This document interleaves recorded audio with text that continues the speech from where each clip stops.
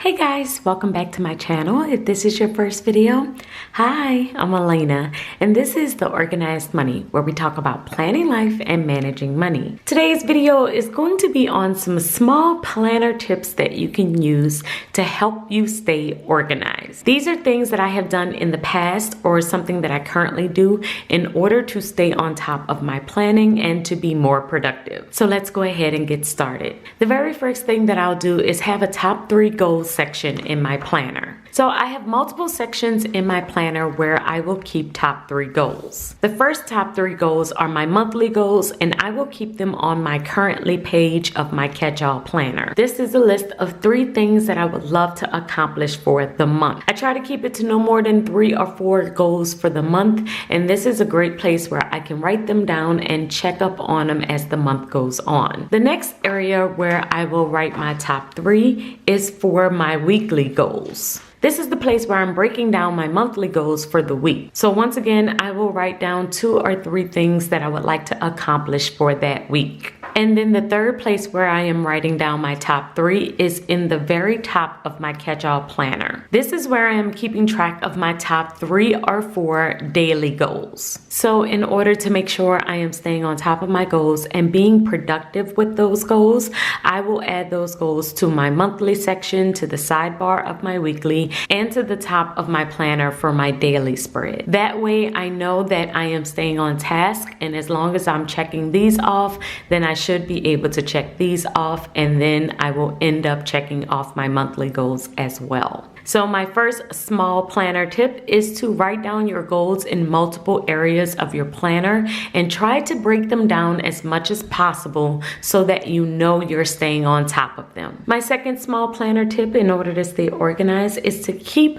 blank note pages in front of every single section of your planner. Many times throughout our day, we have things that we may think of, things that may come up that we need to quickly jot down notes in order to stay on top of them. So because that happens, I like to keep note pages in the front of every section of my planner to make sure that I always have those notes when I need them. So I have note pages for my social media section, and that's where I will write out any content. I will also keep note pages in my home section in case I am planning out any home projects. And I also keep notes in my work section just in case I'm in any meetings and I need to jot down different things. But having note pages in your planner where you can just jot down different things as they come up throughout the course of your day is a great way to keep everything in one book and to make sure that you don't lose track of notes when you need them. My third tip is to use tick marks or color-coded pens. So I love to use tick marks in my planner in order to quickly let myself know the status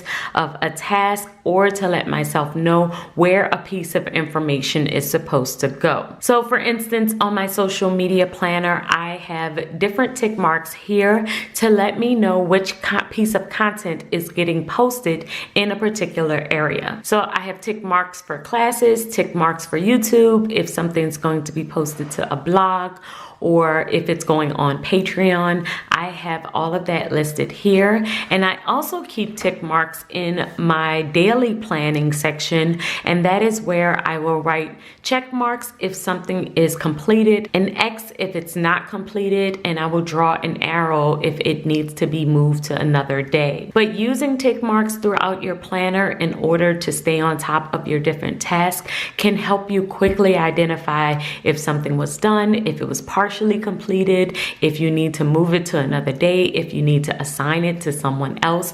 Having these quick little tick marks in here helps you be more productive and more effective in your planner. My next small planner tip to keep you organized is to keep post-it notes on your next week. So I keep a couple of post-it notes on my next week so that I can have access to them whenever I may need them. If I'm walking around the house and I just have my planner on me, I will just have my planner, and usually my pen will be attached to my planner in the pen loop, but I won't have all of my accessories. A lot of times I will just keep a couple of stickers at the very front of my planner here, and so I have access to them, but I won't have a bag of planner supplies. So this means that if I need something really quick that I just may want to jot down and add into my planner, I try and find a way to already have it within my planner so that I don't have to stop and go get it. Post-it notes is one of those things. So what I'll do is keep a couple of post-it notes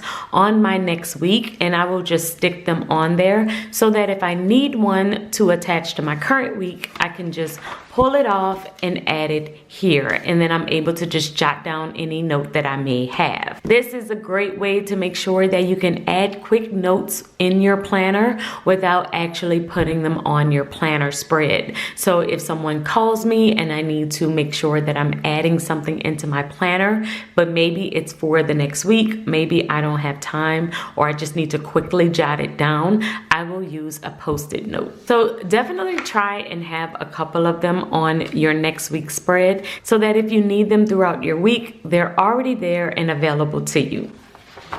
My next tip is for people who may not have a full planner in one book. For instance, I am in my big planner, but I only keep one planner from each section of all of my planners within this one book. So that means that I don't have a way of looking ahead at future calendars. So in order to fix that problem and to be able to still future plan, I do keep a printed calendar within my planner. So I Googled monthly calendar for the year and I printed them all out, and then I will keep the next month within my planner. I use this one as a content calendar in the front of my social media section, which means anytime I am thinking of anything future related, future classes, future YouTube videos, holidays, or anything that could be possibly coming up that could affect my social media, I like to add it to this calendar. Since I have been pre-planning my social media, thinking of content and writing ahead on this calendar, it becomes much easier when it's time for me to add the February calendar into my actual planner. All I will need to do is pull out this sheet and then flip over to my monthly spread and then write everything in. So this helps you to not be too overwhelmed when it comes time to actually plan in your planner. So if you are a multiple planner person and you are only keeping 1 to 2 months at a time from each planner in your main planner, then I would definitely suggest that you use some type of system to future plan. My next tip is to make sure that you rewrite unfinished tasks. Now, I know that some planners do differ on this particular topic, but I believe that you should rewrite any task that you did not complete on the day that you had scheduled to complete it. As you can see, on Tuesday, I was supposed to complete a contribution report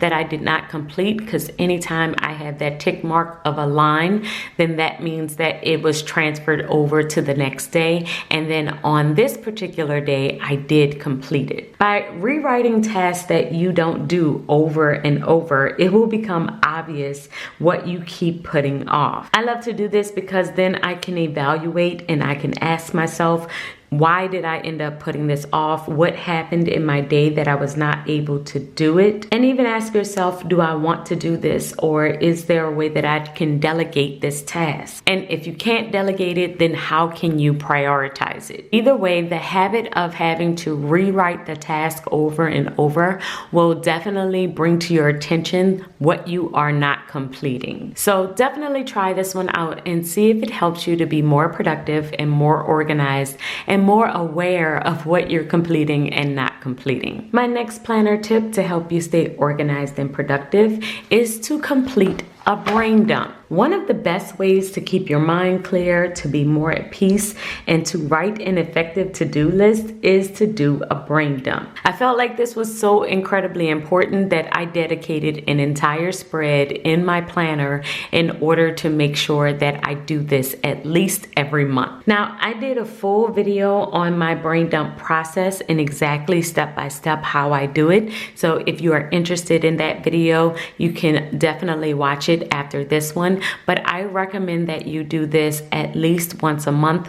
Sometimes I will do it every single week to make sure that I am super effective with my planner and that I am not overwhelmed or consumed by everything that I need to do. So you should definitely have another area in your planner that you are able to brain dump and get everything out of your head and onto paper. My next planner tip is to make sure that you are reviewing your week. At the end of every week, you need to review how you did for that week. How many tasks were completed? How many did you need to move over? How did you do with your weekly goals? You won't know the answer to any of those questions unless you actually review your week. This is a way that you can check in with yourself, see how you are doing in every area of your life, and check in with your planner. Is it still working for you? If you have never completed this process before and you're wondering how to do it, don't worry, I do have a video coming up in a few days and we are going to dive into how to review your week. My next tip is to make sure that you are using downloads and printables. So I feel like a lot of times people are looking for that perfect planner that's going to fit all of their needs. And to be honest, that planner just probably doesn't exist for every single person. There are a lot of things that I love about Happy Planner, but there are a lot of things that I had to tailor and find and create in order to make my planner more effective for me. So I definitely recommend that you look for downloads and printables that will enhance your planner. So I will look for different downloads and printables in order to just add those to my planner so I can enhance my planner, make it more effective for me, and I don't have to go out and purchase another planner. I've shown you these printables in a lot of other planner videos, especially in my home planner video, because I believe with that one, I set up my cleaning routine, I have my project planner, my travel checklist, and I even went through the downloads that I have for my family meetings, appointments, and my file cabinet. But keeping all of these downloads within my home planner section means that I don't need another planner in order to get everything that I need out of my planner. So I recommend that you think fully of each section that is in your planner and think about the things that you need in order to make that more effective for you. And instead of trying to buy another planner in order to make it work, think about if there's a way that you can get a download or a printable that will enhance what you already have. So guys, those were my small planner tips that will help you stay organized. Do you have any additional tips? I would love to hear from you. Please leave them in the comments below and I will see you guys in tomorrow's video. Until then, keep organizing your life so that you can achieve your dreams. Bye guys.